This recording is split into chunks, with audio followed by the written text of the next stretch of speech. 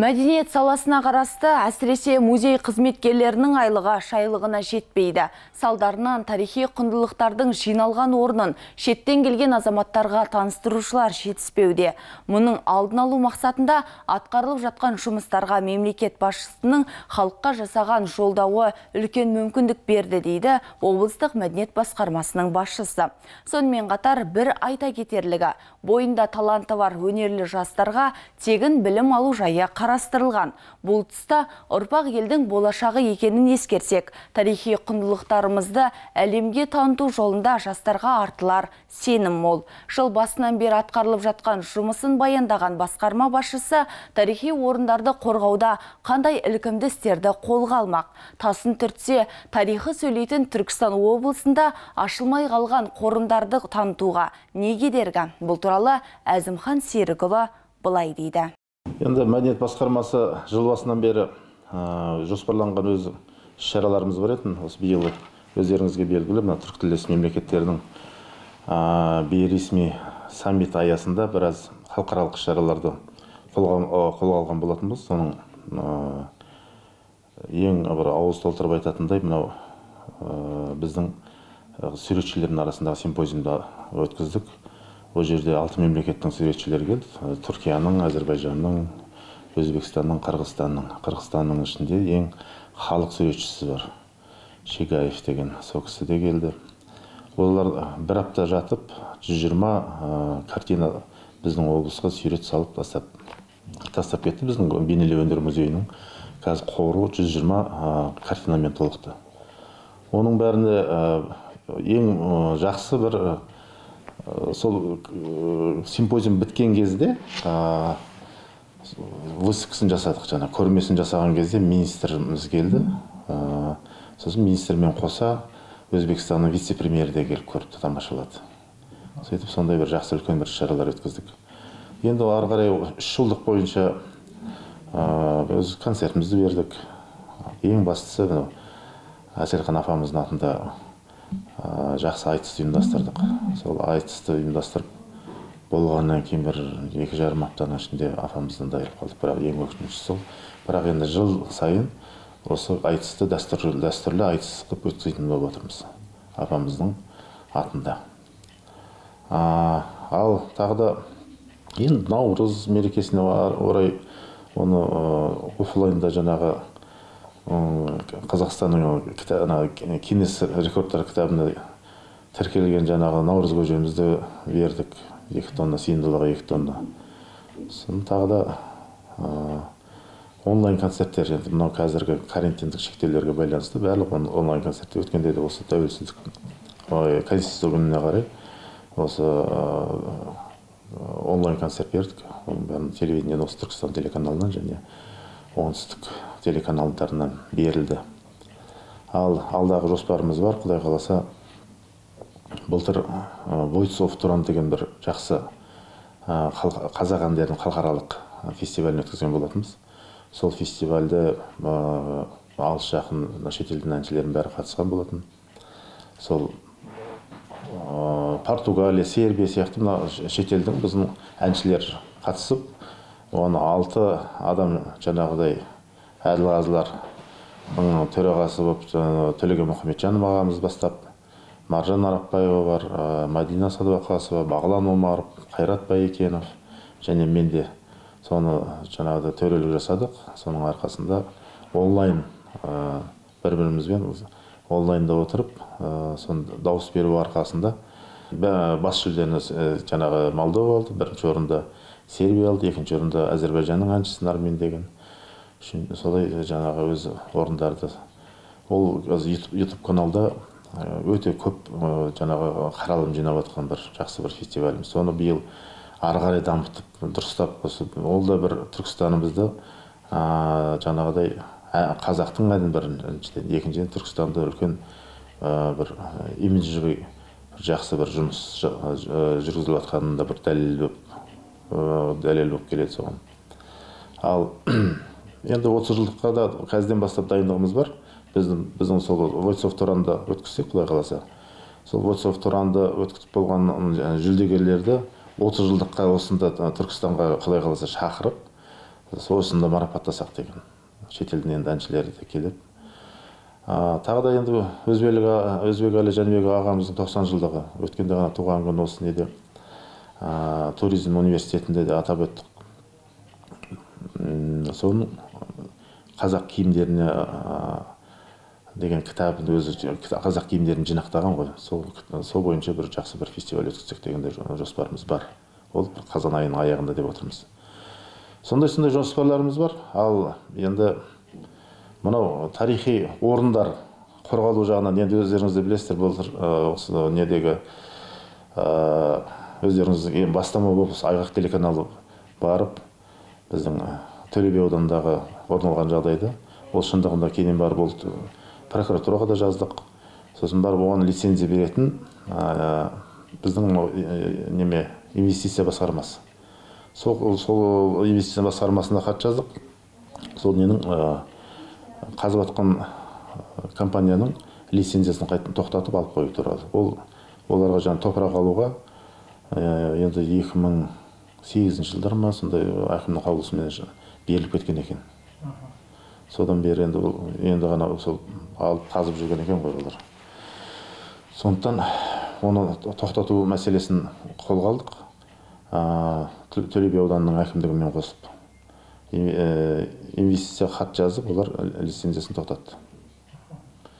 Ал ерекше қорғалатын аймақтар енді ол жылдай тұр бір былтыр Қазығұртта да бір сондай бір орын алып Тұрбатта.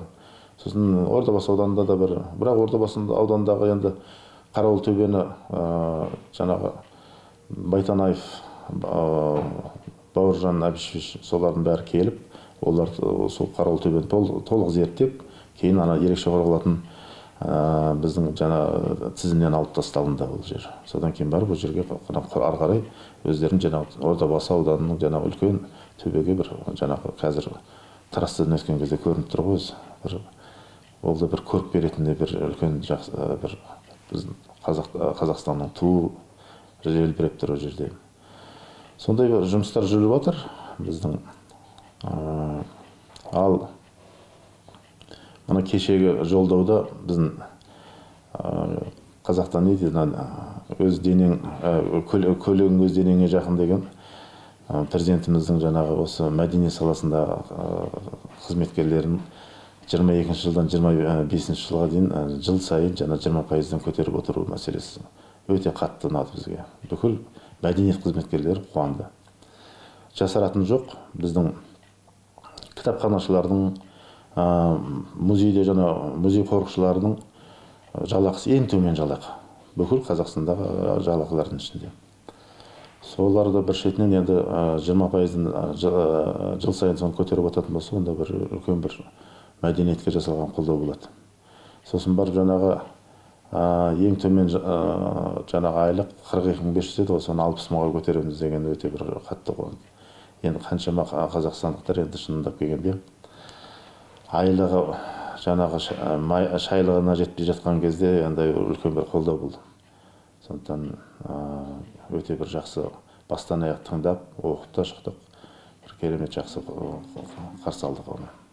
Ұлттық құндылықтарға енді келсек, енді мен насихаттау жағы енді өз деңгейінде емес деп ойлаймын мен өзімде. Өйткені біраз жұмыс жасауымыз керек. Ол біздің насихаттауымыз қазір өзіміздің осы мемлекеттен асып кете алмай жатыр, шындап келген кезде. Сондықтан біздің анау насихаттау жағы шетелдік деңгейлерге, халықаралық деңгейге шығатын болса, шетелдіктер біздің ұлттық құндылықтарымызды, ол мынау қазақтың ұлттық құндылықтары осындай екен ғой деп қызығып, туристер келген үстіне келе беретін еді деп ойлаймын. Сондықтан ол бойынша әлі біраз жұмыс жасауымыз керек. Мәселе қандай жұмыстар? Енді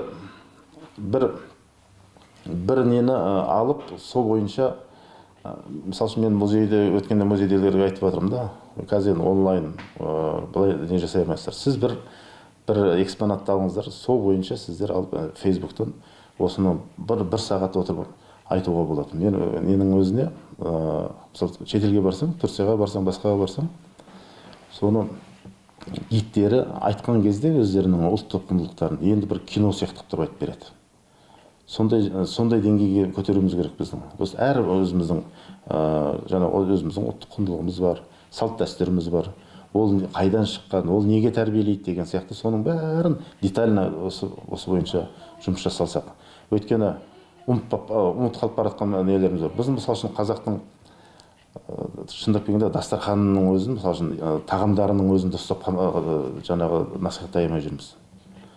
Соны ұмыт қалған, мысалы үшін қаншама осы баяғыда ұлттық музейде жұмыс істеп жүрген кезімізде ұмыт қалған 25 тағам деп, 25 жылдыққа сондай соны шетелдің немелері келіп, әр мемлекеттің посолдары келіп сол жерде тамашалады. 25 түрлі тағамды жасады біздің.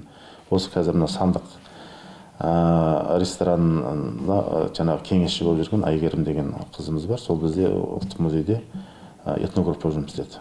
Ол қазақтың тағамдарын дайындалуын зерттеп жүрген, былайша айтқанда ғалым.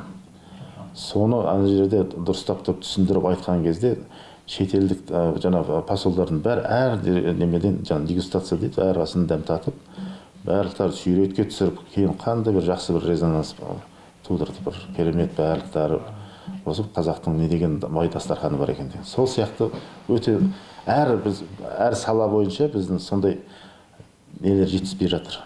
Оларды мен қазір біздің облыстық өлкетану музейін директор өзі де сұранып, біздің ұлттық музейге, Астанада ұлттық музейге барып, көріп, ол жерден тәжірибе алмасу мақсатында сендер барып көріп қайтыңдар деп, неге Астанаға сапарға да жіберіп қайттым.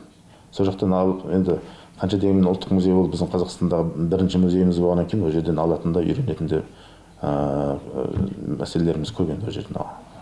Өйткені ол жердегі гидтер Қытай тілінде де, орыс тілінде, қазақ тілінде, ағылшын тілінде, түрік тілінде, 5 тілде спокойно жүргіздіре береді. Өйткені келетін қонақтардың көбісі осы әртүрлі біздің Қазақстанға келген үлкен қонақтардың бәрі ең бірінші ұлттық музейге апарады. Біздің Қазақстанның тарихымен бірінші танысады.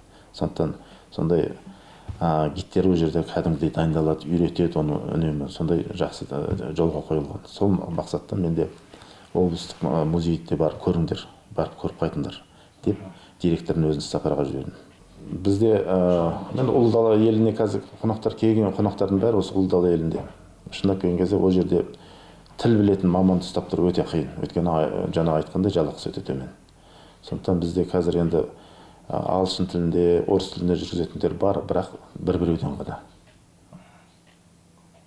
Енді орыс тілінде жүргізе берді, ағылшын тілімен жүретін сондай бір-ақ адамымыз бар, бір қызымыз бар. Соның айлық жалақымыз біраз көбейетін болса, оларды ұстап қалуға мүмкіндік болатын еді ғой деп ойлаймын мен өзім. Қанша жалақысы? Жалақылар енді бір 80 000-ның аяқ жақ бер жақ енді. Ал егер ол мысалы тілді білетін маман мектепке мұғалім болатын болса, оның айлығы басқа деңгейде болады. Сурет жаңа симпозиум мысалы үшін бір картинаны сатып алсаң, бір картинаның әртүрлі бағалар енді. 500 000-нан ары қарай кете береді. Енді ең кемі 300 000 тұрады. Сонда өзіңіз ойласаңыз, 500 000-дан деп есептегенде 120 картинаңыз 60 миллион бізге доход әкеліп тұр. Егер оны сатып алатын болсаң, мысалы үшін бір 60 миллион кететін еді деген ойым ғой. Ал симпозиумға кеткен қаржымыз осыдан 3 есе аз. Сонда арзымайтын қаржыға қаншама құнды суреттерді жинап алдық біз. Бір сұхбатыңызда айтқан болатынсыз. Жалпы Түркістан облысындағы тарихи орындар мен жаңағыдай қорғауға тиісті орындардың бәрі бақылауда болады деп. Жалпы бақылауда болды ғой. Енді ұстағанның қолда тістеген аузына кетіп жатқан қанша нысандарымыз бар қазір? Ол жерде жоқ, қорғалуға жататын аймақтың бәрін біз әлі бір электронды картасын жасай алмай жатырмыз, өкінішке орай. Ол қорғалуға жататын аймақтарымыз бар, бірақ ол әр ауданда оның басында қарауыл жоқ біріншіден. Содан кейін барып жаңағыдай заң бұзушылықтар орын алып жатады. Оны енді әйтеуір жанашыр азаматтар, ауыл тұрғындары сөйтіп мәселені көтергенде ғана біз ғана сонда ғана естіп жатамыз. Біреулер жаңа блогерлер шығып осындай жерде заң бұзылып жатыр деген кездерде біз сол кездерде естіліп жатады. Сондықтан ол бұл мәселені әлі жұмыс өте көп, бұл жағынан да. Қорғалатын аймақтарымыз енді бір облыстың өзінде 63 жаңа қарауыл төбеміз бар. 63. Ол әлі біреуі де зерттелмеген. Біреуі ғана зерттелді Ордабасыда. Сол Ордабасыда сол жерде барып қарасаңыз, ағаш шетте жаңағы кезінде былайша айтқан кезде қазіргі сотовойдың антенналары сияқты болған ғой. Жау келетқанда басқаны бәрін сигнал беріп отқан. Осындай қорғауға не кедергі? Қорғауға картасын жасауға не кедергі? Қаржы тапшылып тұр қазір. Оның арнайы компаниялар бар. Оның бәрін бүкіл спутникпен алаттан кейінен барып картасын жасаған кезде уже біз сіз жаңағы өзіңіз телефоныңызды алыстан көріп отыра бересіз. Кіргізесіз да, ол мына жер ерекше қорғалатын аймақ екенін. Ол барлық жағынан да өте тиімді болады. Себебі жол түсіп жатса да, мысалы үшін, ол тұраттан алып, мына жерде ерекше қорғалатын аймақ екен ғой мынау деп, сонда ертеңгі күні мысалы үшін жаңағыдай бір аудан әкімшіліктері беріп жататын болса, ол жер беріп жатқан кезде де халыққа ол жағынан да бір тиімді болады. Сондықтан осы мәселені енді келесі жылғы бюджетке сұрап отырмыз, ол жаңа карта жасау туралы. Бір 45 миллионның төңірегінде. Енді оны бір адам алмайды, оны 45 миллион қойған соң, ол жаңағыдай өзінің процедурасы бар, тендерге түседі. Кім ол жерге оның өзінің лицензиясы бар компаниялар ғана түседі.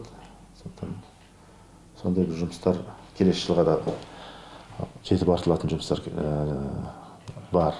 Енді оны Әлке Марғұлан атындағы жаңағы археология институты бар ғой біздің республикадағы білім және ғылым министрлігіне қарасты.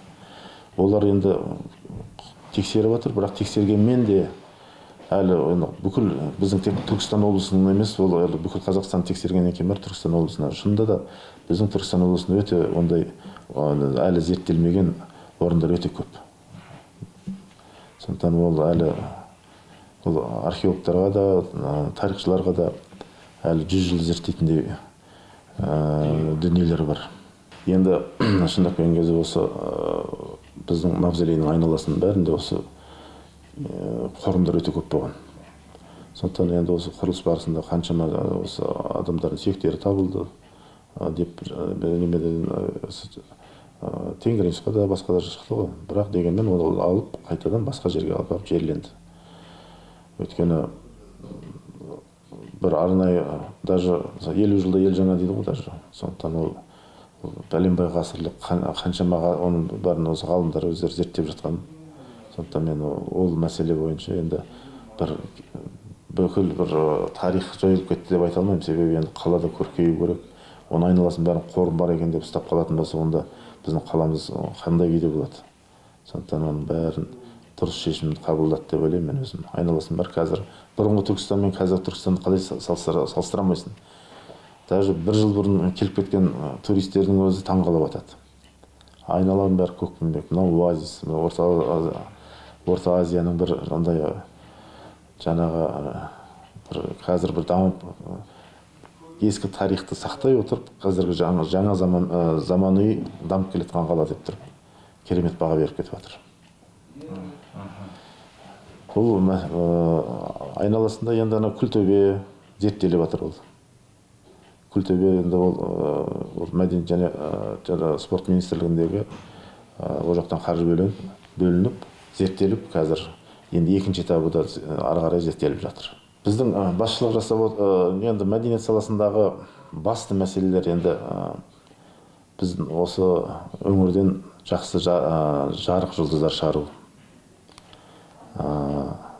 Суретшілерімізді, осы өнер адамдарымыздың барынша насихаттап, ел танитындай көрсету. Біздің жұмысымыздың бәрі көрсеткіші соған келіп тіреледі. Енді біздің шетелге барған кезде біздің Қазақстан атын кім шығарады? Әншіміз бен осы спортшыларымыз ғой. Сондықтан осы мәселе бойынша біздің арманымыз енді жақсы бір жарық жұлдыз шығару. Сенің артында бар ма? Үміт артып отырған? Ол өте жақсы сұрақ болды. Осы жақында ғана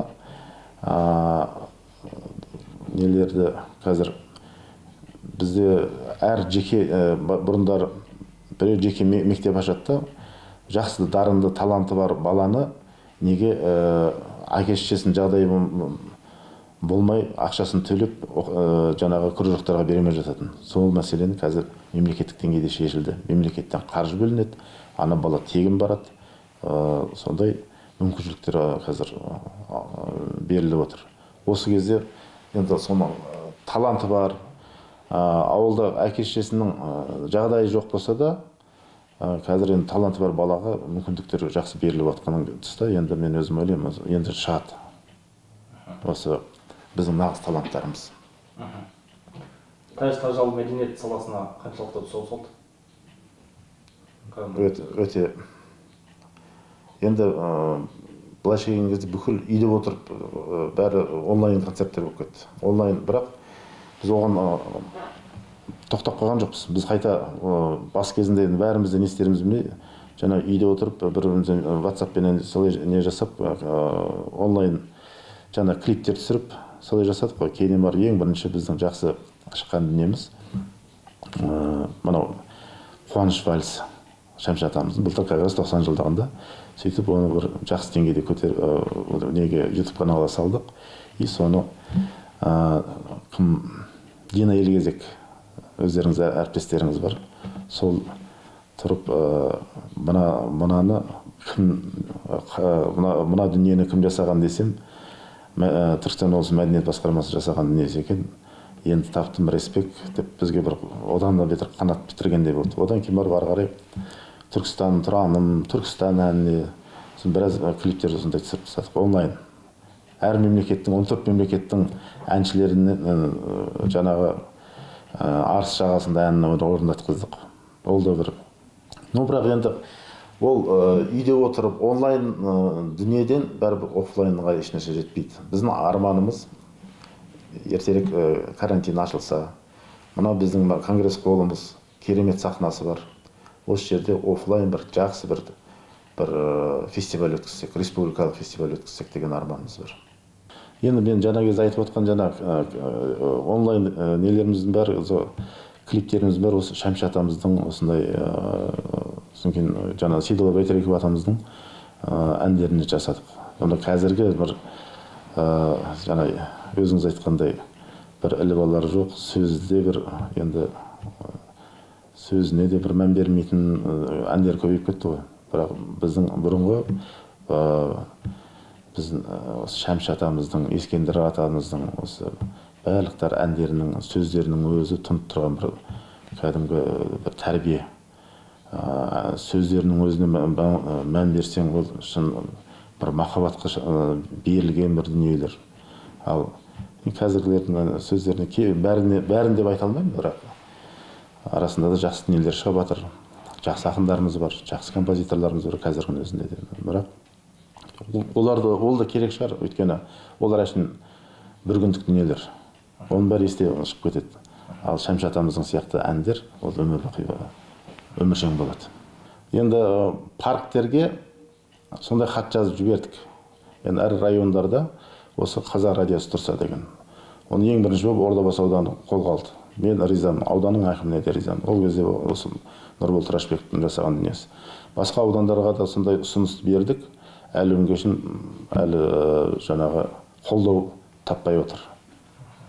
Барлық парктерде мысалы дыбыс күшейткіштермен, жаңа усилительменен, колонкалармен қойып, қазақ радиосы сөйлеп тұрса, қазақ әндері айтылып жатса, бір жетінен жаңалық та тыңдап отырады халық, бір жетінен қазақтың әндерін де тыңдап жүреді. Бір керемет не болатын еді.